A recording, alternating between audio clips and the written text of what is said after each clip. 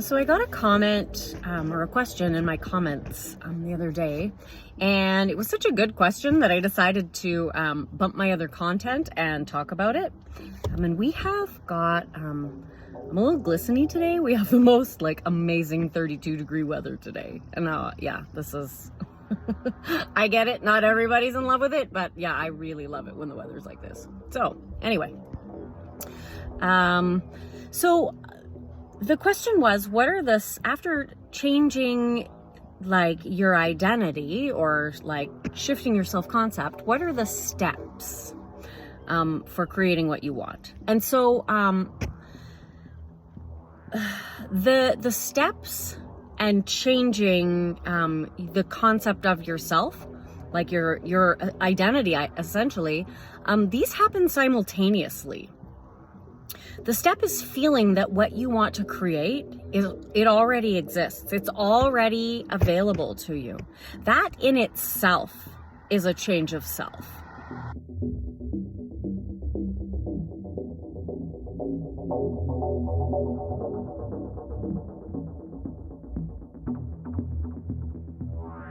Right? And if it's challenging to feel like it's already in existence, you want to look at what's within that's creating that resistance so that it can be integrated. Manifesting is simple, not necessarily easy, because your logical mind, it is most likely gonna create some level of barrier because it will only accept what it knows. So the goal-oriented logical mind is going to look for what to do. It's going to look for what problem to solve.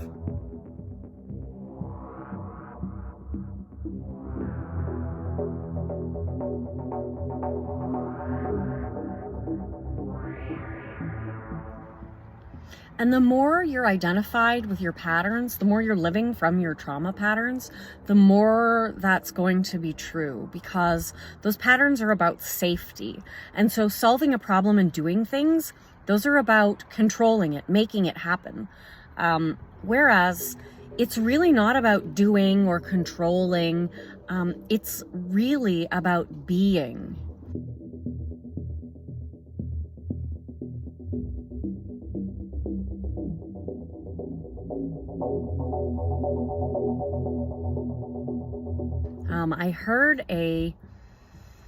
I heard some advice, and I cannot think of the name of the person at the moment, but it really rang true. And it was, the more you try to control, the more reasons you will have to need to control.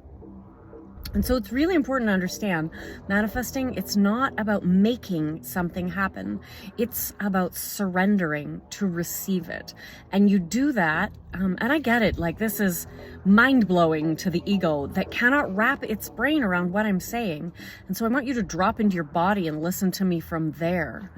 Because the ego is looking for the logical way to understand this through the lens of the world that it already knows. And this is not that. The ego likes to distract you from looking within to see what's there. It tells you you need to do something outside of you. And I get it. I totally can get sucked into that pattern. But the reality is the world outside of you is a reflection of your internal world. And so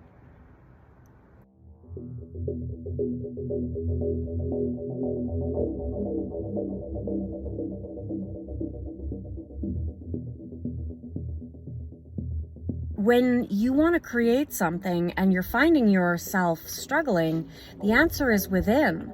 That's also where all your patterns and all your emotionally traumatic experiences, and so I don't necessarily mean big T trauma when I'm talking about trauma.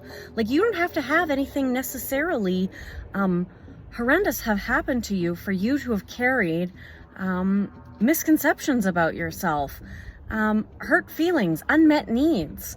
Everybody has these. And so these are the things that create structures that you buy into and believe that that's who you are. When in reality, you're a lot more than that, so much more than that. The conscious mind, it operates through rule structures. What is and what is not. It's looking for the scientific answer. And while there's plenty of science behind this, if you already don't believe this, you are immediately going to know that. You want to know if you believe that you can manifest what you want to create. Your mind will immediately start to omit, delete, or distort the information. So it's already going to come up with all the reasons that that's not true. And what that is a reflection of is actually your core belief system. The one, like your subconscious belief system. And so your conscious mind, it operates from memories of what's happened, what's possible, what's not possible, things that have happened in the past, and anything that you haven't resolved from the past, you will project into the future and create from that space. And so the best way to work through your resistance is to learn to look within, to stop identifying with your patterns, because they're not you. Not at all. There's some definition that somebody else gave you, basically just for patterns of your body's response, more or less.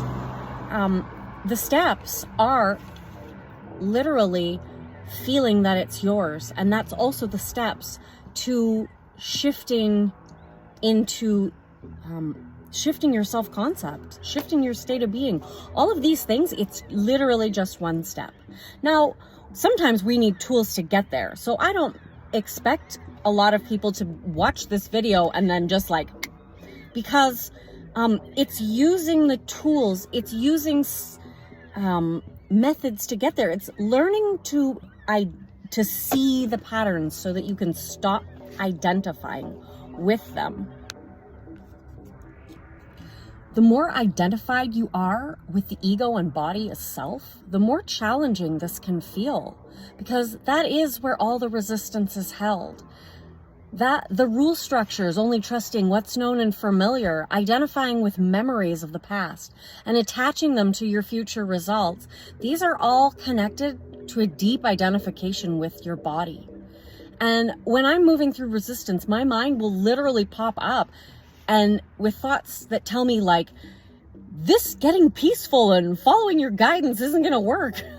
Like, you need to do something. And that's usually when I can recognize, oh, I am on the right path, because now I am moving into like the danger zone.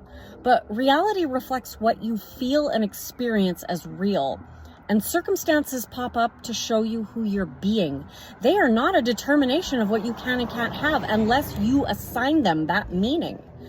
And so the best way to move through resistance is to really learn to work with the mind and the body, to learn to identify your patterns on the various levels that they show up. And like I said before, disidentify with them. And that is how you begin to shift at the identity level, and so that you can feel as though it's yours, because you know what that feeling is.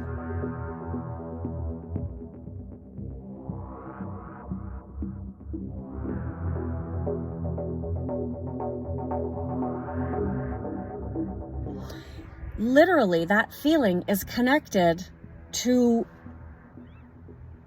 what it would feel like if you knew what was going to happen in 3 days.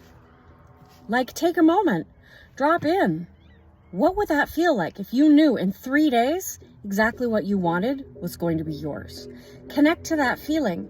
I bet it's not an emotion. I just had a conversation with a previous client of mine who was sharing that they can get really caught up in that, like, in the same way some people can get really caught in the loop of like trying to affirm, they can really get caught in the loop of trying to feel the emotions of having it.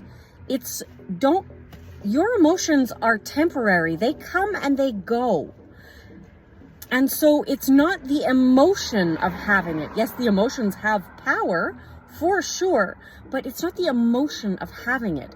It is the feeling of having it, which, like, if you want to know what that is, think of the feeling of having your shoes. Think of the feeling of having your vehicle. Think of the feeling of having a meal in front of you when just before you were hungry.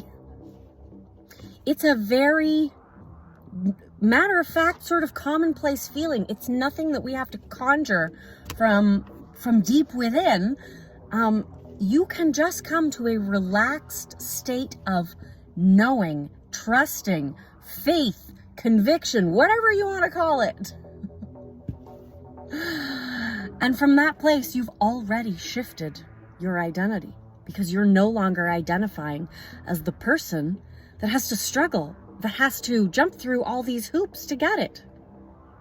Okay, so until next time, live like you can't fail.